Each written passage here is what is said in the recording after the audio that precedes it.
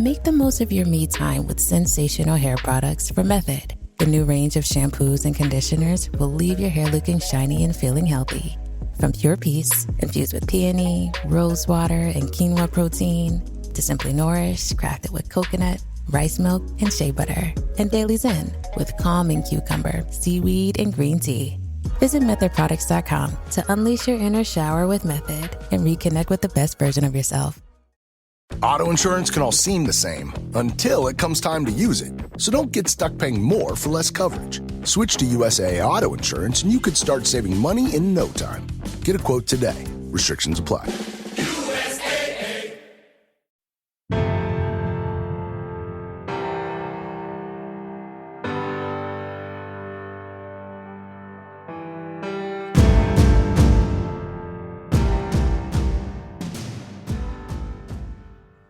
I know I follow a lot of you guys on Twitter, and you follow me as well, and we've seen certainly a revolution in how social media is used, especially in football, but across all athletics. And it's really becoming important as a part of our jobs to promote our programs, to promote our athletes. If you're on the college side, certainly to look at recruiting athletes. And now there definitely has become some best practices in that, and that's what we're going to talk about today. How you can have that look and feel of one of those big-time athletic programs and do it in a feasible way and something that works for your program in whatever situation that you're in. And joining me to discuss this is someone who's become an expert in this field. He is the founder and CEO of Gipper, and that's Matthew Glick. Matthew, it's great to have you here on the podcast today.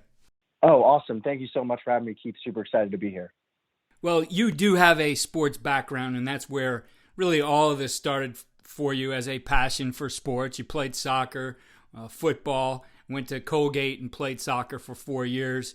And along the way, really spent a lot of time within athletic departments and understanding some of those things too. And really, it's neat when you can see all those things come together with the athletic side, the academics, and then the passion as well. And that's really what you've brought together here. But tell us a little bit about yourself and what's brought you up to this point.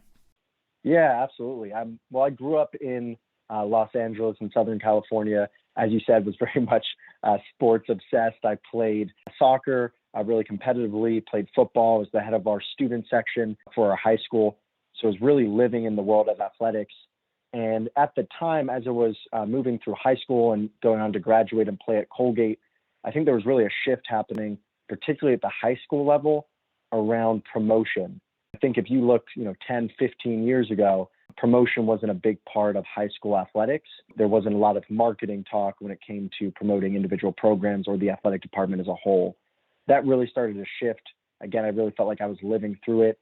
We started to see more and more of our games being live streamed, started to see more and more of our games and athletic information being promoted over social media.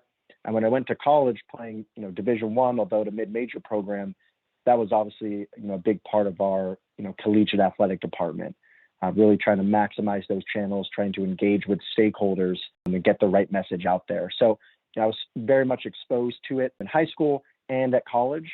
And I was lucky enough while in college to be a part of an amazing entrepreneurship program.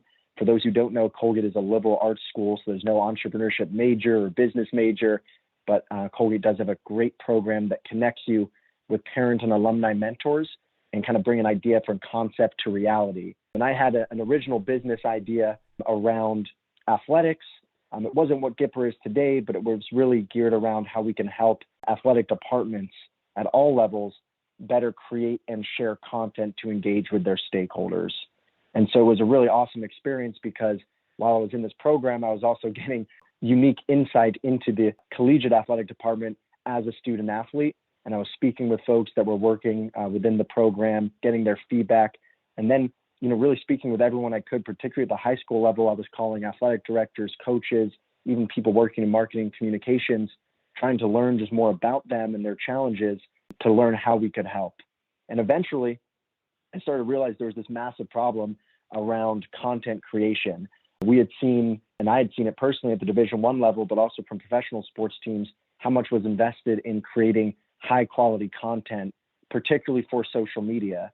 I'm sure some of your listeners are familiar with game day graphics, score updates, season schedules, right? All of this content that at the D1 level and for professional sports teams is created by a whole team of folks. You have full-time designers, you have digital media experts. At the college level, you have SIDs at the D1 level for often individual programs. You have social media specific roles around content distribution. There's all these resources. And if you look at just for a professional team, you have the most amount of resources, but only one team to cover, right? Like what a luxury that is. Right. As you start to go down in collegiate athletics and then of course down to high school athletics, you start to have this difficult situation where you have the most teams to cover, but the fewest resources to do so effectively. And so you're there as a football coach, let's say, and you got to think about promoting your program and all your student athletes, or you're a high school athletic director and you have, 30 varsity teams to promote, and you look around at your department, it's just you, right? And you're not a professional designer, you're not a professional marketer. It's a really difficult situation. And so we saw a challenge there and a problem, and also an opportunity to help. And that's where we really got into building the Gipper of today, which for folks who don't know is a platform that over 2,000 high school and collegiate athletic programs use to create professional branded content for their social media channels.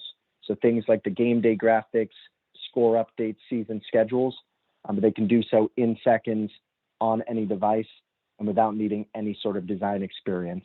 So yeah, that's sort of how it all started and how it developed. But really excited today to talk more generally about social media and how it can get some information out to your listeners that can be helpful in allowing them to maximize these very important channels. Definitely, and this has been a change that really has happened pretty quickly. And if I were to go back, even 5-6 years ago, we started to see this coming about, right? And I don't know at that time though if I would have told my daughter to take a look at, and maybe this is something you want to pursue with your background in art and graphic design, which she's studying in college now. She's a sophomore at Mississippi State, an interest in marketing. This wasn't necessarily something, you could go and make a career with it. And now there's guys who sit as the creative director, overseeing this whole vision at the bigger programs. And it's something now, my daughter has looked at as a career that she's pursuing. She's really into it and working with the creative department at Mississippi State for the football program, and just loves doing it and really fits with some of her passions as well.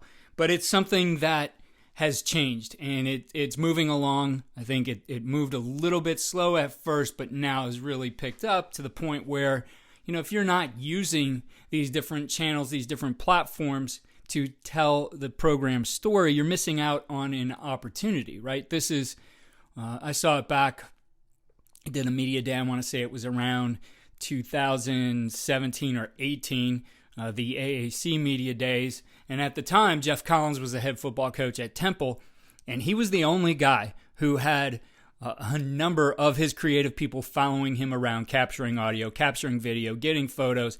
And he really understood the power of being able to brand his program and use social media to really tell the story of who they are and what they're doing, right? So it's not necessarily something that this is our culture, but it helps tell what your culture is all about. So when you look at, even at the high school level, you want athletes to be a part of your program. You want those young kids who, they're into social media as well, to be able to look at whatever platform they're on and say, wow, this is pretty cool. I want to be a part of it. That's how you build a program today. It's become a tool for doing that. It's become a tool for spreading information to parents, to fans, to alumni, to be able to fundraise. Like, all those things now really come to this central point. Yeah, Keith, you said something, just a moment ago that I think is so important. It was around, you said something around, to paraphrasing, this is where your students are, right? These are the platforms they're living on. Yes. Like, social media is simply the number one marketing and communication platform for athletics. And we talk about it all the time. If you are a high school or collegiate athletic department and you were to survey your stakeholders, right, whether they're your students, parents, alumni, family members, whoever, and you said, how long do you spend on our school or athletic website versus how long do you spend on social media? the answer is going to be a landslide in favor of social media, right? Mm-hmm. This is just simply where people live in 2022. And so you said it perfectly, right? If you're not maximizing these channels, if you're not actively communicating and engaging with your stakeholders on the Twitters of the world, Facebook, Instagram, you name it, you are leaving a ton on the table, right? In terms of the quality of your communication, in terms of recruiting, in terms of building a strong digital brand, which has never been more important. And importantly, as more and more of your competitor programs are starting to invest in social media, you're going to be falling behind. And so that's the sort of message that we're trying to communicate and get out there, because I had a really interesting conversation. I was actually in North Carolina earlier in the week, and I was giving a talk on social media for high school athletic departments to their athletic director association. And I had an older athletic director come up to me after the talk, and he said transparently, we're not tweeting, right? We're not on Facebook. We're not on Instagram. For me, I'm not big on social media. But he said, your talk really struck a nerve for me, because just because I'm not big on social media, that doesn't mean we as a program shouldn't be. In fact, we're not doing enough. We need to be on these channels, because this is where our kids are, this is where other stakeholders are. And so I think that's the message we're trying to communicate and get out there. Yeah, I think that's the key. It's where the other stakeholders are. That's important, because there are so many different stakeholders in this. And I look back to, this makes it so much easier. I think back to, I think the year was like 2004. There's no social media at that time. We're barely using a website, using some email. And we faced a situation in our school, the district I was the head coach in, that we were, for the first time, facing pay to play. It never had happened before. And, the administration told me that, this is going to hurt your program. It's probably going to hurt athletics as a whole. It's going to hurt your fundraising. And I said, well, we can't let that happen. We have to have a plan. So the plan at that time, and this is dating myself because the mode was VHS, but this is the friction we had. So how do we solve this problem in telling who we are as a program? Well, fortunately, the coach or the teacher who ran the TV studio in the production program was a football coach as well. So we used that to produce a great video about our program and why you should be a part of it. I was like, okay, how are we going to distribute this? Because, I said, it wasn't really necessarily the internet, the website. So it was making, again, because some people didn't have DVD at that time, making VHS tapes and then having a pizza party at these schools so they could take it home with this letter and their parents could look at it. And, we wanted to make sure we were out in our community helping things, and we were addressing our alumni and everything we needed to do to solve those issues of you're going to be hurt with your numbers and registration, and you're going to be hurt in your fundraising. And the results of that was we had the biggest roster in school history that year. We didn't lose anybody. We actually added to it. And our fundraising overall actually increased as well. So, we were able to avoid that through a marketing campaign. That's what we did. But with a very poor delivery system, right? Very manual, very labor intense, which was fine. We continued to do that and saw the results in the following years as well. But to me, then it was like, you have to be marketing your program. And so today, though, with the right tools, everybody essentially can become a marketer of their program. And it's about telling your story. It doesn't mean that you always need these calls to action that, hey, do this or that, but just to share those engaging pieces of content that really let people see who you are and what you're about. Exactly. And, I think it's a good point. What a luxury we are in 2022 to have these platforms where the vast, vast, vast majority of your stakeholders are on, right? You don't need to necessarily do the work to get them there. Of course, you have to, try to build an audience, right? But they're already living on these channels. You don't have to move them to a new place. And so that's an incredible luxury and something that is often taken for granted. And then there's tons of tools out there, right, to allow you to do this. You were talking about, you can use a tool like Gipper to create content. There's other tools out there. If you're, great with Photoshop, you can get in and create content yourself as well. There's lots of these tools available at, affordable price points, some for free, that pretty much allow anyone to be a marketer, even with very little to no experience. And I know there's a lot of people out there trying. They see that they need to be doing this. They want to be doing it. But as with anything, there's best practices. And you're involved deeply with this. You see it all the time. So, as you look at things, who are some of the people out there doing it right, and what are they doing that's really helping build their program? Yeah, absolutely. So it's pretty cool. Every year we have something called the Standout Awards, the Gipper Standout Awards, where we highlight the best athletic departments in the country when it comes to social media.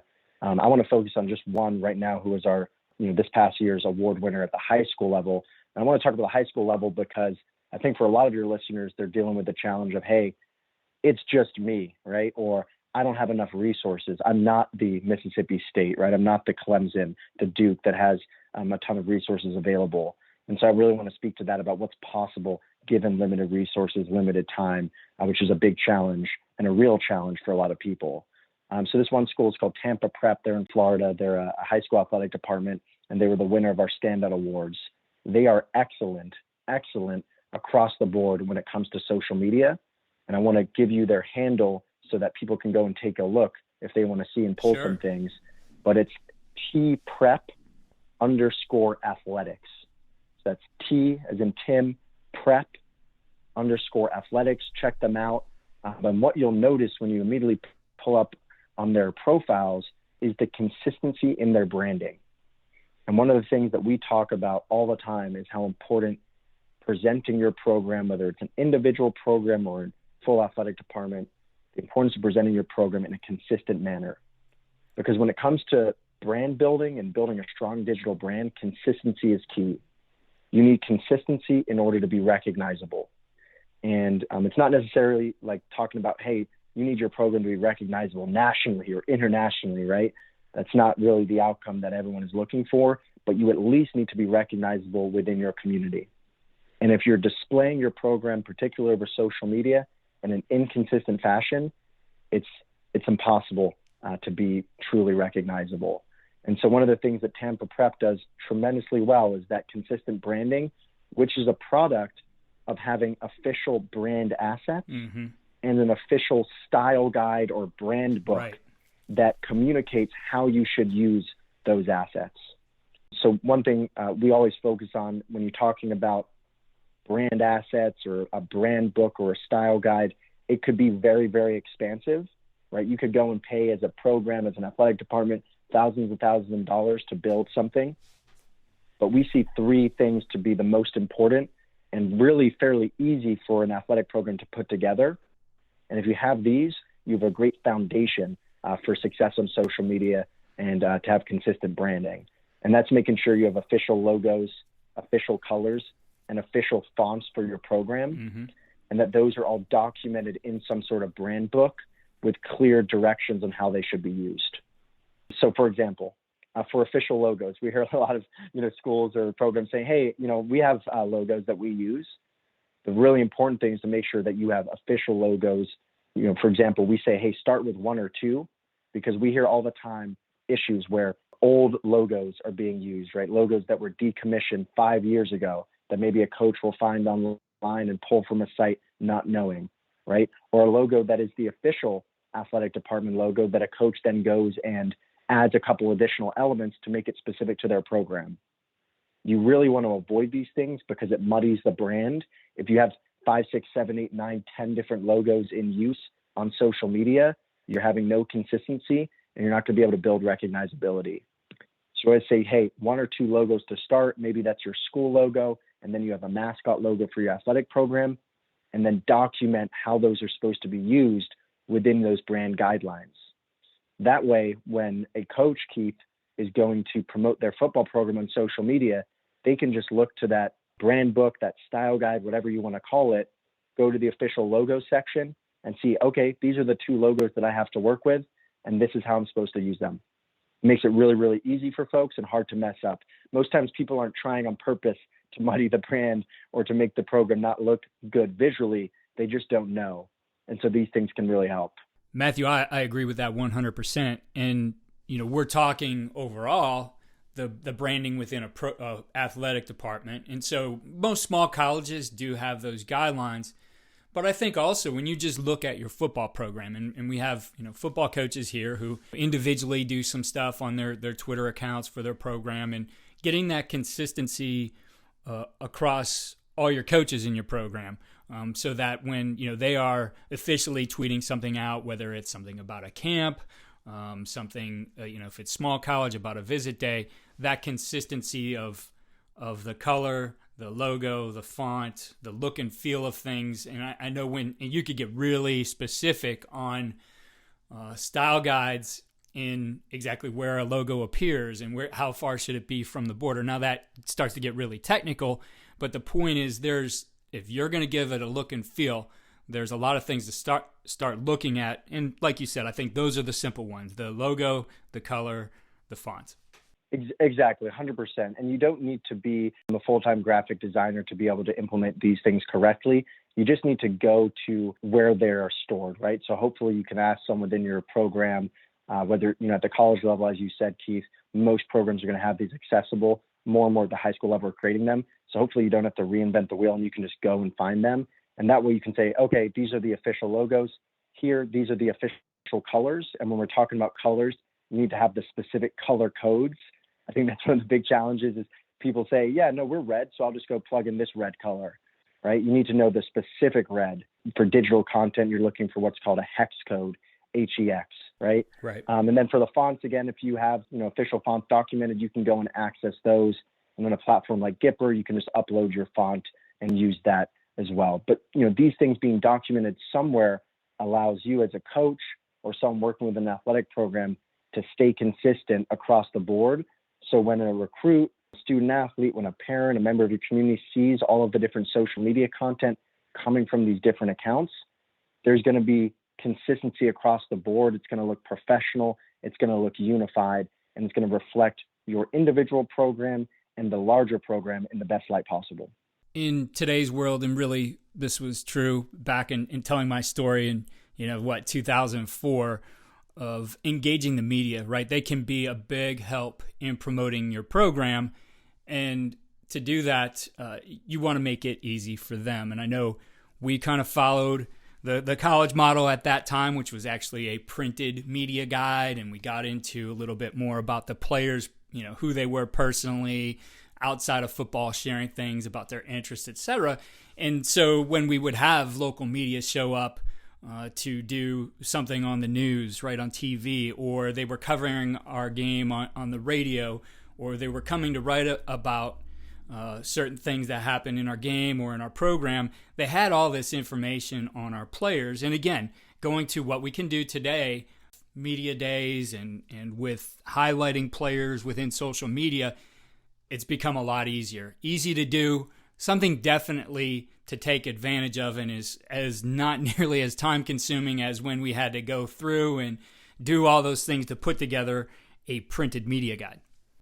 Yeah, absolutely. I mean, at the college level, almost every program is doing some sort of sophisticated media day where they're creating high quality media assets through like photo shoots, right? That can be used internally within the creative department, but also externally by media. If they're doing a story, they can pull a great headshot of one of your student athletes. At the high school level, it's being done less so, but you can do it for even your individual program in a pretty feasible way. Everyone has a very high quality camera on their phone. At the bare minimum, you can create a sort of roster headshot photo for every one of your student athletes. And again, that way you have a photo to pull from. When you're creating content internally, you don't have to try to get a photo at the game. You can just pull an athlete's headshot, and you can also make those accessible to media when they're trying to create stories and promotion around your program. So the bare minimum, I think every program should have headshots of every single student athlete. And again, that can be done pretty feasibly in today's day and age where technology is. I agree with you. And I think you can look also within your community. I know here in Avon Lake, Ohio, as my son played, I think it really started coming about his junior year. So junior year, senior year, there was a local photographer here who used to just privately shoot a lot of things. And so he came out and he did a photo shoot and media day and did some really neat cutouts of the players and graphics for them. And, the baseball team, the seniors had a little graphic of a baseball card. And, I still see that being done on the baseball team's social media where they're using these high quality photos, which, it's a win for the program and it's a win for that photographer as well, because everybody now in the community loves what he's doing and it's helped his business tremendously. So, you could be creative in how you do some of those things, and essentially those services, they didn't cost anything. Now, on the back end of it, he had some expanded packages that the players' parents could buy for them. And, we all want those things to remember the season too. But you think about getting creative beyond the iPhone and getting some professionals involved. They're out there. There are people in your community who would be interested in doing that because it would help their business as well. A great point, Keith. And also on top of that, look internally within your school, right? There's yearbook. Maybe there's a photography class. Yes. I'm a photography teacher. We see with our athletic departments, relationships within the actual building leading to a really great media day. And it's like amazing what people will do when you just ask. Sometimes, if there's a photography class, they're super excited to be able to run a professional, high quality media day as part of a project for that individual class. So whether it's externally, some in the community, or it's internal resources, there are definitely people out there. So really, really important point. A part of what that photographer did for us is then and this is the baseball team. I believe this last year he did it for the football seniors as well. But, there were always throughout the season, and I see it happening now as they're getting into their season, a feature on a player, right? With a graphic on them telling them whatever it might be, their most memorable game in high school or their favorite movie, all those different types of things that you can start to learn more. And really, how do you engage somebody? Is these people need to be beyond, well, this is the shortstop on the baseball team, right? That's what's going to connect with other people in your community, going to connect with those future players is, again, you're starting to really show the personality and who's behind that uniform. Exactly, right? It's the personalities, it's the people behind the program that builds fanship, right? People aren't just connected to your program just based on the score of the game or the individual stats. Those things are of course important, but there's a reason that certain athletes at the professional level and collegiate level have such big followings, and it's often to do with the personalities they have and what they bring to the table outside of just their athletic performance. And so the more you can highlight those personalities, give your student athletes a voice. We see our programs doing amazing things with video, where you're really showing the student athletes as people, even outside the field of play. The more you can bring that to light, the more effective you're going to be in engaging folks in your community, growing your following, and building real fanship. That's going to be really important from a brand building perspective, from a visibility perspective, and even from a recruiting perspective. Because if you're looking to recruit folks at the collegiate level, student athletes who are looking on social media, they want to get a taste of what your program is all about. What the student athletes are like, what the team is like. And so it's really, really important to highlight those things and not just the performance, right? Those things, again, I'm not minimizing the importance of that, but also try to bring to light the personalities and the people behind the program. And that includes coaches as well, right? You can get pretty creative with showing coaches and getting their information out there as well.